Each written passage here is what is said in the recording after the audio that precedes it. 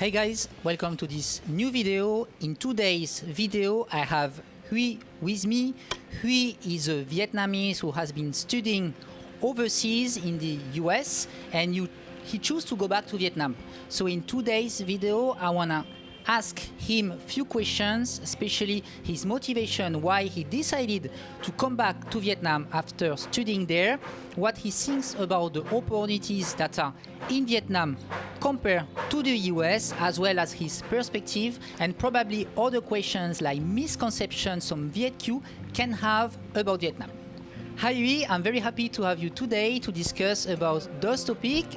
Can you start by introducing yourself to our audience? Actually, first of all, it's an honor to be here to have you interview me, and you bought me like a great cup of coffee. I just want to say thank you for that.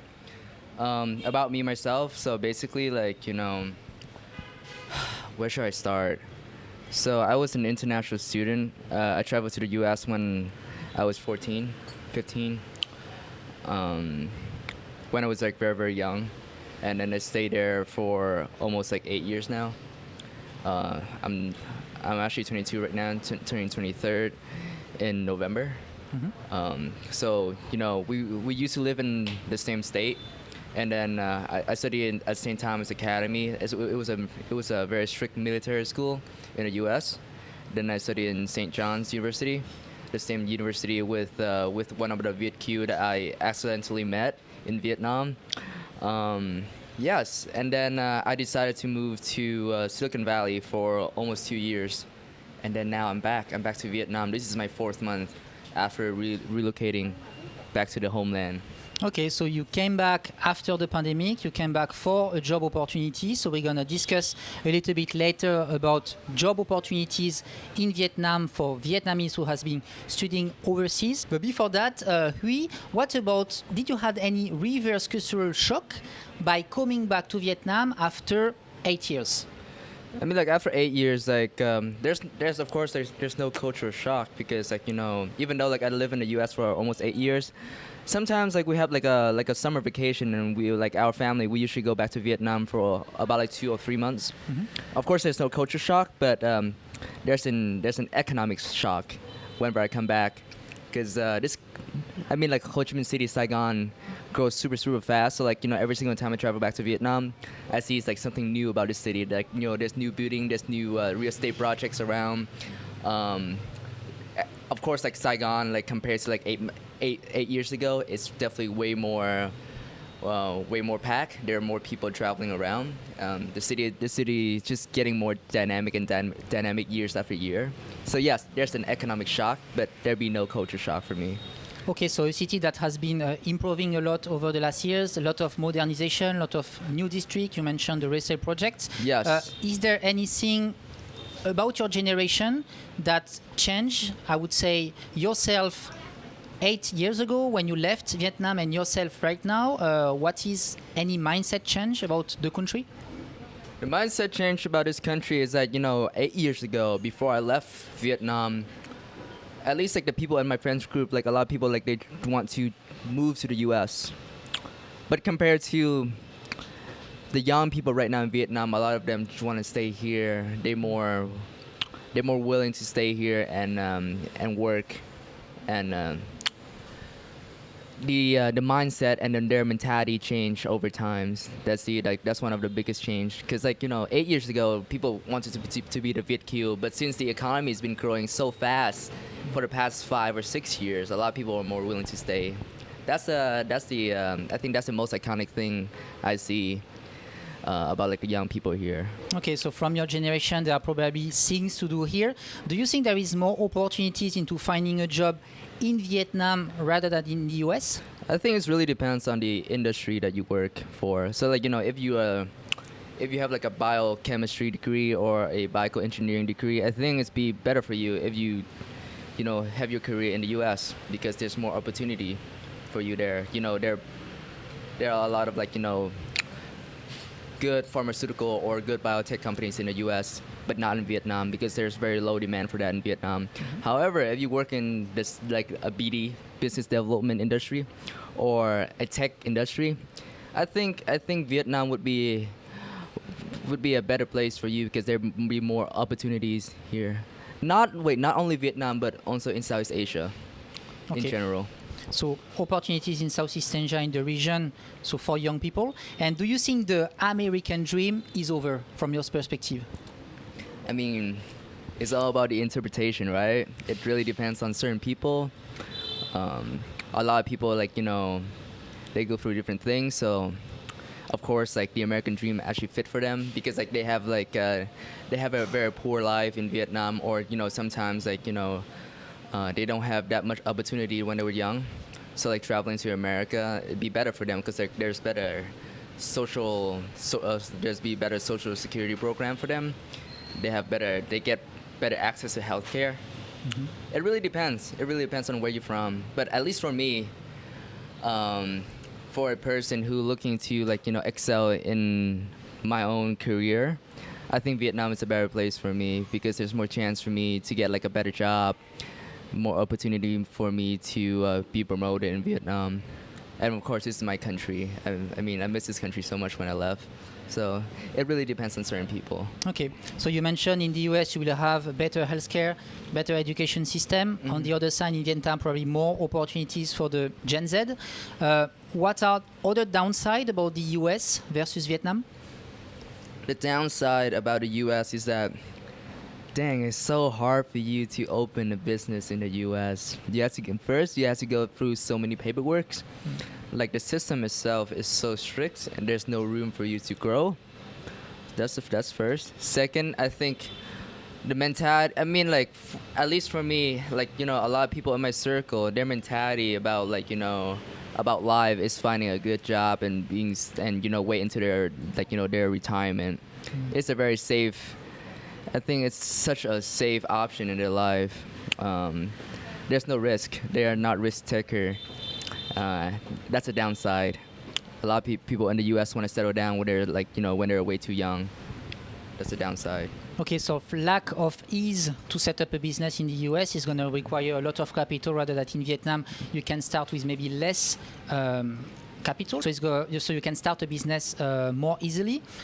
You mentioned about the differences in terms of mindset. People in the US will be more looking for something stable, rather than in Vietnam people will look and will be more hungry to chase opportunities. Is this something that you have also in your parents, and then you have any gap of understanding when you have to discuss about those topics with your parents? I mean, of course, like, I came from, like, at first I came from, like, a very entrepreneurial background, but, like, my parents, like, they always want me to have, like, a very stable life. So of course they're gonna prefer, like, you know, me staying in the U.S. So of course there'll always be that gap because, like, my parents always, you know, at least, like, a lot of Asian parents, like, they want their kids to have a very stable life, like, the least conflicts, the least risk as possible. That's why, like, they prefer me to stay in the U.S. But as a young person, of course, I have a very different mindset. I want, like, you know, even, like, you know, in your early 20s, like, you know, you're always hungry for something, right? You're hungry for opportunities. You're hungry for, you know, chasing your dreams. So yeah, of course, there's always that gap. Okay, and then is there other things, because your parents also left Vietnam for some reasons? Do you think right now there are still things that are untaught? You guys don't want to really discuss about this inside the family? Well, like, the reason why they left the U.S. because, like, they think it'd be better for my siblings and I, because, like, you know, just like what I mentioned earlier, America have better healthcare system. Oh wait, no, have better social programs. Life is more stable. It's definitely more safe.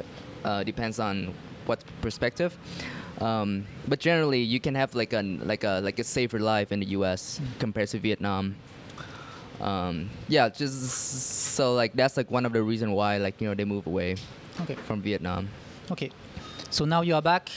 You finally come here. You find a good position, we could say, in a startup company. How is it to work in a startup company with your background, with someone who has been living and studying in the US, coming back here? Do you see you have some advantages over some local here, working for those kind of very dynamic environment? I think, like, what's really like, one of the advantages I have from living in the U.S. for so long and then travel back to Vietnam is I have a very open mindset. I'm very open-minded. about everything, because like, you know, working in a marketing industry, you have to be very open-minded, open to all of the possibility and all of the creativity around you. Yes, so I think that's one of the advantage that I have compared to like a lot of people. However, technical wise, I think that a lot of young Vietnamese people, they are very talented, because a lot of the universities for the past like 5 or 6 years, they've been adopting a lot of foreign programs, and they start using like, you know, the Western program and teaching like the Vietnamese students that. So I said that there's been a lot of like improvement in the way we educate young people, and in a way like, you know, resetting their mindset so far. So I think like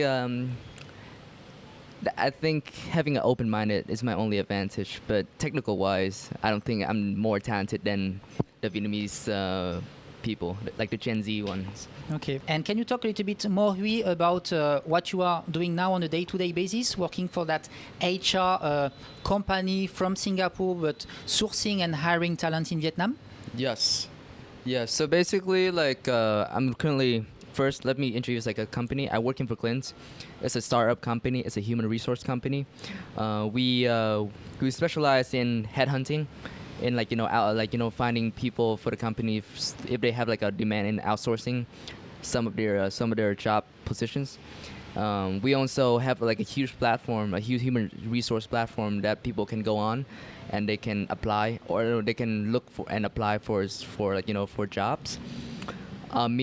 I work in the marketing department, where you know, my job title is a performance marketing specialist. I'm in charge of like, you know, managing their ads account, their paid channel, Google, Facebook, TikTok. Yes. So I'm the one who in charge of the channel. Okay. Yes. And how do you see this trend of more and more companies looking for talents in Vietnam, probably for outsourcing, or probably to set up a team here to sell onshore in Vietnam? What I've been observing so far, there have been less companies from outside Vietnam trying to outsource in Vietnam, because first, after the pandemic, like a lot of the companies, like, you know, they're less likely to hire people. Secondary, like we just experienced a bubble burst in the Bitcoin industry. A lot of the tech companies, not only in Southeast Asia, but also in America, they declare bankruptcy. So there've been a lot of like low demand from outsourcing from foreign companies. However, in Vietnam domestically, there've been a very high demand in hiring like domestic workers. Yes, especially in three fields: business development, marketing, and software engineering. Yes, so like we've seen that trend right now. Okay, can you share a bit more about your plan here in Vietnam, Huy? My plan here is just trying to observe, because like I'm only 22. Turning 23 by the end of this year. So like, yeah, I mean, like, I'm just trying to sit back and observe the way things operate. I'm trying to learn from different people. I'm trying to, like, you know, absorb different ideas and different information, different perspectives. Just sit back and relax and learn. So like, I'm currently learning, but at some point at some point, I'm just gonna split, and hopefully I can start my business one day, but that's just a dream, crossing my fingers. Yes. Okay. Cross the finger for Huy. Thanks, Huy, for your sharing today. I hope it was inspire some probably Viet Q who are currently living overseas and who are considering coming back to Vietnam. As we say, there are a lot of opportunities in some major fields. So depending on what you've been learning overseas, and if you want to come back to Vietnam, there may be chance for you here. Thanks, Huy, again. Yes. To discuss today about that, you can check below in the description. I will leave some link, some resources. Don't forget to leave us a comment below, as well as a thumbs up if you enjoy the video. Yes. Thanks, Huy, again. Thank you, everyone. See you in the next video. Bye bye.